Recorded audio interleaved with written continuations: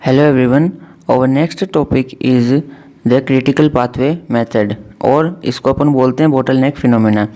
Bottle नेक का मतलब क्या होता है कि जैसे अपन देखते हैं कि एक बोतल की नेक या फिर उसके ऊपर वाले हिस्से से जितनी रेट से पानी बाहर आएगा उसी रेट को देखकर ही अपन यह बता सकते हैं कि इस बोतल से किस रेट से पानी बाहर निकाला जा सकता है और यह बोतल कितनी देर में एम्प्टी होगी। ठीक इसी बात को अप्लाई करते हैं अपन किसी भी प्रोसेस में जो सबसे स्लोएस्ट स्टेप या फिर जो मोस्ट टाइम कंज्यूमिंग स्टेप है, मोस्ट टाइम कंज्यूमिंग स्टेप को ही देखकर अपन ये बता सकते हैं कि ये प्रोसेस का कंप्लीशन टाइम क्या होगा। जो कोई भी काम चल रहा है उसको पूरा होने में कितना टाइम लगेगा, यह अपन उसकी जो सबसे ज़्यादा टाइम कंज्यूमिंग स्टेप है उसी को देखकर बता सकते हैं। जैसे केमिस्ट्री में रेट डिटरमाइनिंग स्टेप होता था, ठीक वैसे ही ये बोटलनेक फिनोमेना भी होता है, जिसके अंदर ये बताया जाता है कि the most time consuming step of the process determines the total time that will be consumed to do the process. अब अपन इसका एक एग्जांपल लें तो रियल लाइफ एग्जांपल में देखें कि अगर एक रोड के ऊपर किसी भी एक कॉर्नर में अगर कंस्ट्रक्शन का वर्क चल रहा है और उसकी वजह से रोड ब्लॉक है, तो जो नॉर्मल रोड पे 2 गाड़ियां जा सकती थी, अब वो वही रोड के ऊपर सिर्फ उस कंस्ट्रक्शन वाले ब्लॉक्ड एरिया से 1 गाड़ी जा सकती है। अब जो ट्रैफिक जाम लगेगा वो इसी बात पे डिपेंड करेगा कि उस कंस्ट्रक्शन वाले ब्लॉक्ड एरिया के थ्रू जो गाड़ियों के जाने की रेट है वह कितनी है। अगर उससे गाड़ियाँ तेज़ निकल रही हैं तो ट्रैफिक कम लगेगा, और अगर उससे गाड़ियाँ स्लो हो रही हैं, वहाँ पे गाड़ियों को चलने में बहुत ज़्यादा टाइम लग रहा है, तो ट्रैफिक बहुत ज़्यादा लग जाएगा। अब अपन इसका एक और एग्जांपल लेते हैं। जैसे एग्जांपल लें कि किसी भी विलेज में जो प्रेग्नेंट फीमेल्स हैं वो आयरन और फोलिक एसिड टैबलेट्स को जो लेती हैं उसकी आपने कंजप्शन रेट देखी, जो कि नियरली डाटा के अकॉर्डिंग 35% ही होती है। अगर आप इसका रूट कॉज पता करें कि यह इतना कम क्यों होता है, बल्कि इंडिया गवर्नमेंट के अनुसार 70% of females are anaemic and 56% of adolescent girls are anaemic और 70% of females in the pregnancy are anaemic. बजाय इसके होने के बावजूद भी जो कंजप्शन रेट है आयरन और फोलिक एसिड टैबलेट्स की वो है सिर्फ 35%। तो ऐसा क्यों? अगर आप इसमें जो एक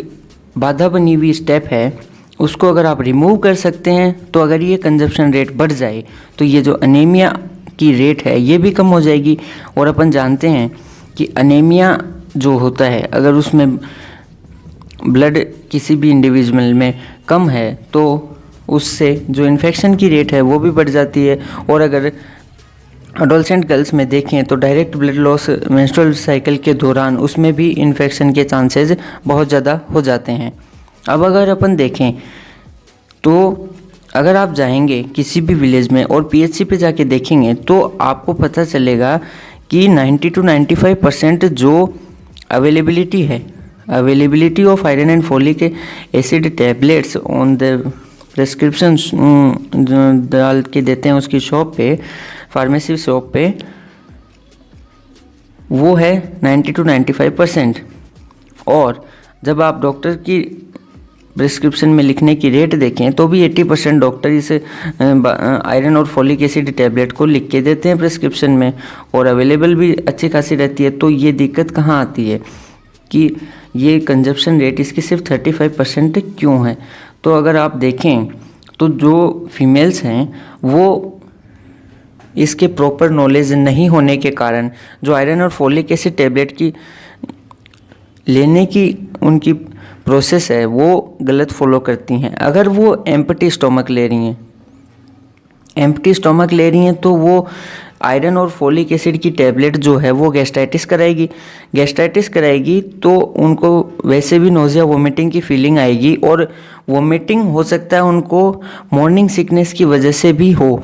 और ये जो आयरन फोलिक एसिड टैबलेट है ये भी वोमिटिंग नोजिया की फीलिंग कोज कराएगी, तो वो फीमेल बिल्कुल भी कंफर्टेबल नहीं होगी आयरन और फोलिक एसिड की टैबलेट लेने में,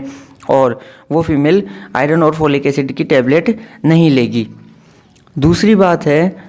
जो गांव होते हैं mostly they are habitual of taking all the tablet with milk, और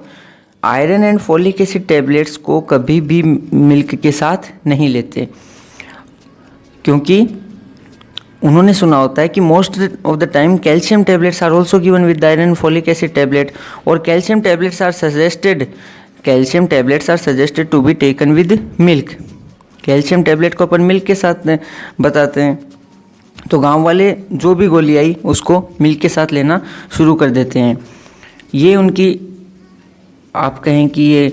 उनकी हैबिट बन जाती है कुछ टाइम के बाद में, या फिर उनका थिंकिंग ऐसी हो जाती है कि मिल्क के साथ लेंगे तो ज़्यादा अच्छा एब्जॉर्प्शन और ज़्यादा अच्छा फ़ायदा देगी कोई भी टैबलेट। लेकिन आयरन और फोलिक एसिड टैबलेट को कभी मिल्क के साथ नहीं, उनको लेमन वाटर के साथ लेना चाहिए। अब क्या कर सकते हैं अपन इसको प्रिवेंट करने के लिए? आप जो वहाँ पे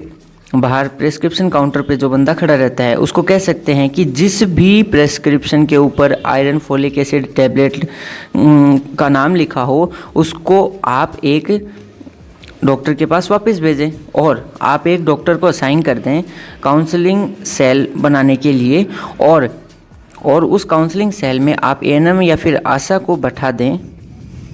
जिससे कि वो काउंसिल कर सके उन लेडीज़ को कि वो मैक्सिमली वो आयरन और फोलिक एसिड टैबलेट को लें। और जब आप काउंसलिंग सेल की बात करते हैं उसके अंदर आप कोई भी फीमेल हेल्थ वर्कर यानी कि एएनएम आशा को बैठा दें, जो उनको कुछ 2-4 पॉइंट्स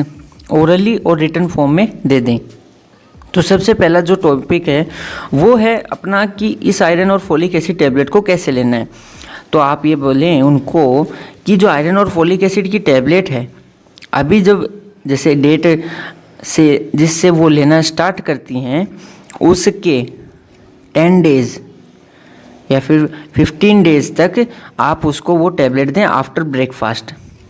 ब्रेकफास्ट उसको सजेस्ट करें, या फिर उसको पक्का कह दें कि भाई 10 दिन तक तो आपको यह गोली खाना, सुबह में हल्का खाना लेके नाश्ता करके लेनी है। और 10 दिन में क्या होगा, जो उनकी बॉडी है वो एक्लिमेटाइज हो जाएगी,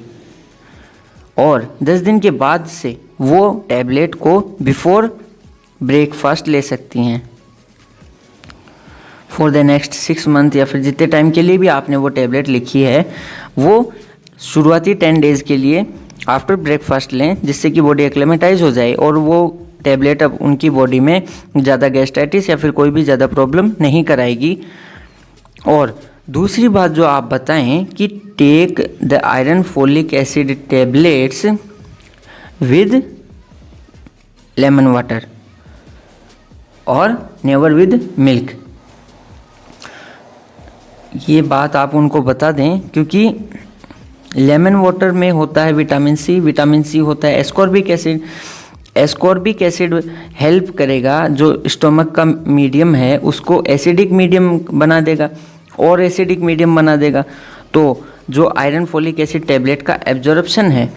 वो इससे ज़्यादा हो जाएगा। अगली जो बात आप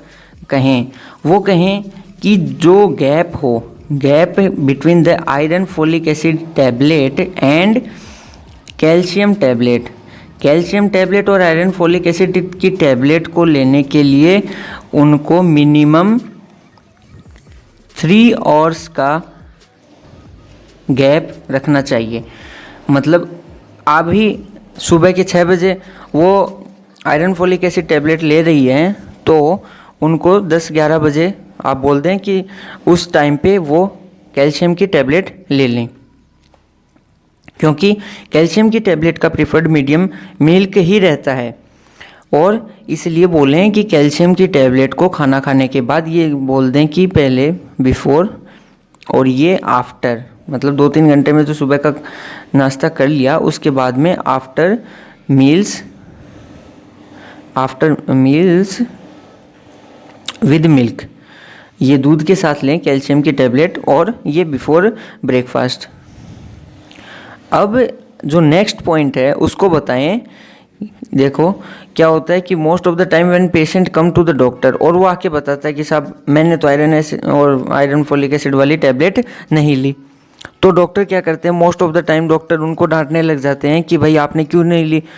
इस कंडीशन को सुधारने के लिए आप पेशेंट को समझाएं कि अगर if you miss the iron folic acid tablet, आपका कोई भी कारण रहा होगा कि आप उस वजह से आयरन और फॉलिक एसिड की टैबलेट को नहीं ले पाए, तो आप चिंता न करें, आप आएँ डॉक्टर को प्रॉपरली बताएं। ये कारण क्या हो सकता है, क्या कॉज हो सकता है, या तो मॉर्निंग सिकनेस हो सकती है, मॉर्निंग सिकनेस की वजह से न ले, और या तो गैस्ट्राइटिस की वजह से न ले पेशेंट। इन दो कारण की वजह से पेशेंट क्या करेगा, ये टैबलेट को क्विट कर देगा। तो क्या कर सकते हैं अपन, कर सकते हैं कि जो नॉर्मल फेरस फ्यूमेरेट की गोली देते हैं वो आप फेरस सल्फेट की टैबलेट से रिप्लेस कर सकते हैं, क्योंकि जो प्रैक्टिकली अगर अपन देखें, अगर जिसमें गैस्ट्राइटिस ज़्यादा हो रहा है और आपने फेरस फ्यूमेरेट की टैबलेट दे रखी है, तो अगर आप उसको स्विच करते हैं, फेरस सल्फेट अगर उस पेशेंट को देते हैं, तो ये लेस गैस्ट्राइटिस कोज करवाता है। तो अब अपन ने देखा कि क्रिटिकल पाथवे मेथड और बोटलनेक फिनोमिना क्या होता है। क्रिटिकल पाथवे मेथड और बोटलनेक फिनोमिना ये बताता है कि कोई भी प्रोसेस को जो कंप्लीशन में उसको टाइम है या फिर उसको अचीव करने में जो टाइम लगेगा वो डिपेंड करेगा उसकी स्लोएस्ट स्टेप या फिर जो मोस्ट टाइम कंज्यूमिंग स्टेप है। जैसे अपन केमिस्ट्री में पढ़ते थे रेट डिटरमाइनिंग स्टेप, अपन ने दो एग्जाम्पल लिए, एक तो कि बोतल से किस रेट से पानी ख़त्म होगा, और एक लिया अपन ने रोड का जो नैरोस्ट पार्ट है उस पार्ट के ऊपर जितना ट्रैफिक जाम लगेगा वो डिटरमाइन करेगा रेट जिससे कि व्हीकल्स पास होंगे उस रोड के थ्रू। अगला एग्जाम्पल अपन ने देखा कि जो डेटा हैं उनके अनुसार कि जो आयरन फॉलिक एसिड की टैबलेट लेती हैं प्रेग्नेंट फीमेल, वो रेट है सिर्फ 35%। तो ऐसा क्यों? जब अपन पीएचसी में जाके इसका ऑब्जर्वेशन करें तो पता चलता है कि आयरन फॉलिक एसिड की टैबलेट्स जो हैं वो वहाँ पे 90-95% अवेलेबल रहती हैं, और 80% या फिर 90% डॉक्टर्स उनको प्रिस्क्राइब भी करते हैं। अब बोलेंगे बाकी क्यों नहीं करते, वो वही रीज़न रहते हैं, या तो अवेलेबिलिटी नहीं रहती या फिर वो पेशेंट आके खुद बोल देता है। एक प्रेस्क्रिप्शन में उसको लिख के देंगे, 2 प्रेस्क्रिप्शन में लिख के देंगे, लेकिन हर बार पेशेंट वापस आके क्या बोलेगा कि मैंने तो टैबलेट नहीं ली। इसलिए फिर पेशेंट भी अगर उसको लिख के देते हैं तो वो उस गोली को ले जाके रख देते हैं। नेक्स्ट अपन बात करते हैं कि ये रेट जो है उसकी लेने की सिर्फ 35% क्यों है। सबसे पहले बात अपन बताते हैं कि पहला कोज जो होता है, जो कि आयरन फॉलिक एसिड की टैबलेट है, एक इसको अगर अपन ने एम्प्टी स्टोमक ले लिया, तो ये खुद गैस्ट्राइटिस कोज करवा देगा, और जो प्रेग्नेंट फीमेल है वो पहले से मॉर्निंग सिकनेस से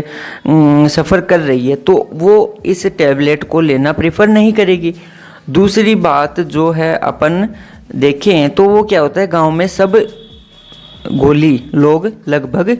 मिल्क के साथ लेते हैं, लेकिन ये बात आयरन फॉलिक एसिड टैबलेट के लिए एप्लीकेबल नहीं है। क्यों? क्योंकि जो आयरन फॉलिक एसिड की टैबलेट होती है उसको एब्जॉर्प्शन के लिए चाहिए एसिडिक मीडियम, और अगर एसिडिक मीडियम नहीं मिलेगा, अगर मिल्क के साथ अपन ने एल्कलाइन मीडियम कर दिया तो आयरन फॉलिक एसिड का एब्जॉर्प्शन नहीं होगा। अगर एल्कलाइन मीडियम अगर अपन ने कर दिया मिल्क के थ्रू, तो आयरन फॉलिक एसिड की टैबलेट का एब्जॉर्प्शन नहीं होगा, तो फिर वो टैबलेट देने के बाद में भी फ़ायदा नहीं होगा, वो प्रेग्नेंट फीमेल एनीमिक ही रहेगी। तो इसके प्रिवेंशन के लिए आप क्या कर सकते हैं, जो दवाई देने वाला प्रेस्क्रिप्शन काउंटर पे रहता है उस भाई को कहें कि जो भी मरीज़ आए जिसकी प्रेस्क्रिप्शन में आयरन फॉलिक एसिड लिखा हुआ हो उसको आप एक काउंसलिंग सेल बनवाएं उनके लिए स्पेशल से, जिनमें कि आप एएनएम या फिर आशा को रख सकते हैं। उनको वहाँ पे बैठा दें कि वो काउंसिल करें उन पेशेंट को कि वो टैबलेट कैसे लेनी है और कब लेनी है। तो सबसे पहला पॉइंट ये आप उनको रिटन और ओरल दोनों फॉर्म में समझा दें, ओरल और रिटर्न। क्यों क्या होता है कि जो गांव में अगर आप बताएंगे और वो उसके बाद में अगर काम करने चले गए तो आप अगर आपने 4 पॉइंट बताए तो वो 1 पॉइंट 2 पॉइंट ही घर पे जाके जाते याद रहते हैं। अगर आप उसको लिख के देंगे तो वो उसको याद रख पाएंगे ज़्यादा। तो सबसे पहला पॉइंट आप बताएं कि जब आप आज से, अगर डेट है आज कितनी भी है, अगर 14 अक्टूबर को अगर आपने देना शुरू किया तो 14 से लेके 24 तक यानी कि 10 या फिर अगले आने वाले 15 दिन तक वो टैबलेट लें आफ्टर ब्रेकफास्ट। अगर वो आफ्टर ब्रेकफास्ट लेंगे तो धीरे धीरे उनकी बॉडी 10 दिन में एक्लेमेटाइज हो जाएगी और उसके बाद में for next 6 month for rest time period जो आपने दे रखा है उसके लिए वो लें बिफोर ब्रेकफास्ट इस टैबलेट को, और शुरू के 10 दिन लगेंगे उनकी बॉडी को एक्लेमेटाइज होने के लिए। उसके बाद में बॉडी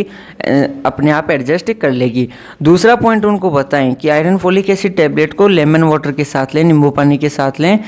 जिससे कि वो जो नींबू पानी है वो जाके पेट में स्टोमक का एस्कॉर्बिक एसिड जाके स्टोमक का मीडियम एसिडिक कर देगा, जिससे कि आयरन और फोलिक एसिड का एब्जॉर्प्शन मैक्सिमम हो पाएगा। तीसरी चीज़ जो बताएं वो बताएं कि आप जो आयरन और फोलिक एसिड की टैबलेट और कैल्शियम की टैबलेट जो है उसके अंदर मिनिमम गैप रखें 3 से 4 घंटे का। क्यों? क्योंकि जो कैल्शियम की टैबलेट है वो प्रीफरेबली आफ्टर मील्स लें और उसको दूध के साथ लें। तो ये दोनों पॉइंट आयरन फोलिक एसिड की टैबलेट के लिए एप्लीकेबल नहीं है। तो सुबह उठने के बाद बिफोर ब्रेकफास्ट आप आयरन फोलिक एसिड की टैबलेट ले लें और लगभग दोपहर का खाना खाने के बाद जब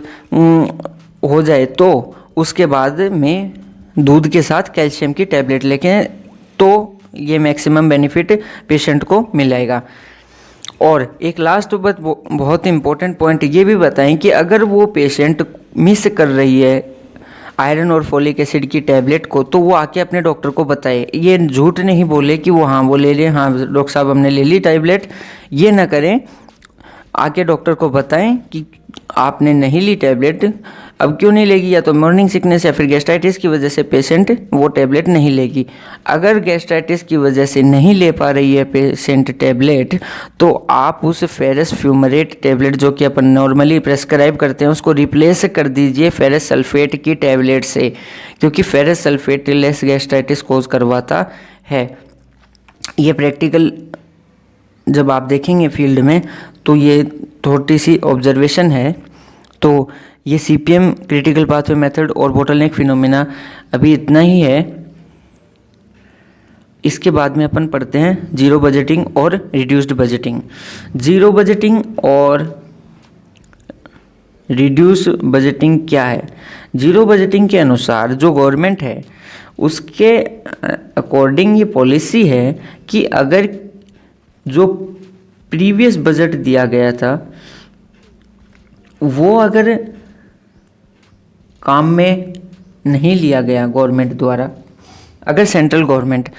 मान लीजिए 10,000 करोड़ का बजट देती है स्टेट गवर्नमेंट को और वो स्टेट गवर्नमेंट उसमें से 10% 20% ही काम में ले पाते हैं, जो बजट एक्स अमाउंट में आया है ऊपर से सेंट्रल गवर्नमेंट से बजट पास्ड, और अगर स्टेट गवर्नमेंट उसको नॉट कंप्लीटली यूज्ड तो क्या होगा? ये गवर्नमेंट की पॉलिसी है कि जो प्रीवियस बजट की अमाउंट अगर सपोज कर लीजिए इतनी थी, अगर उसकी 10,000 करोड़ अमाउंट थी और 5,000 करोड़ ही यूज हो पाए तो next time government will give only 5,000 crore rupees to the state government. मतलब कि जो पुराना बजट था उसके जितना या फिर उससे ज़्यादा बजट नहीं मिल पाएगा। और यह बात मेन स्टेक लाती है अपने इस सेक्टर के डेवलपमेंट में, हेल्थ केयर सेक्टर के डेवलपमेंट में। यही बात ये इसको पीछे खींचती है कि अगर गवर्नमेंट को जो फंड मिला है वो उसको पूरे अच्छे तरीके से यूटिलाइज नहीं करेगी, उसको लगाएगी नहीं, उन्हें पीएचसी नहीं खोलेगी, तो अगर गवर्नमेंट ने हॉस्पिटल नहीं खोलेगी तो वो budget government, central government next time उतना पास नहीं करेगी, और इस वजह से कम बजट मिलता है ईयर बाय ईयर। और ये बात साउथ के स्टेट्स जो कि केरला, मतलब उन स्टेट्स में बहुत अच्छी है। ये बात उन स्टेट्स में बहुत अच्छी है कि उनका बजट हर बार पूरी तरह वे प्रॉपरली यूज़ करते हैं, और इससे की वजह से वो ज़्यादा हेल्थ सेक्टर में डेवलप्ड हैं, और उनको हर बार लगभग एप्रिसिएशन फैक्टर के रूप में भी कुछ extra amount government, central government उनको प्रोवाइड करती है। So this was all about the CPM and the zero budgeting or reduced budgeting, and in previous video we discussed about the network analysis part 1, which was the PERT program evaluation and review technique, and before it we have discussed this was the network analysis PERT, and before it we discussed about the वो system analysis, cost effective and cost benefit analysis. Thank you very much.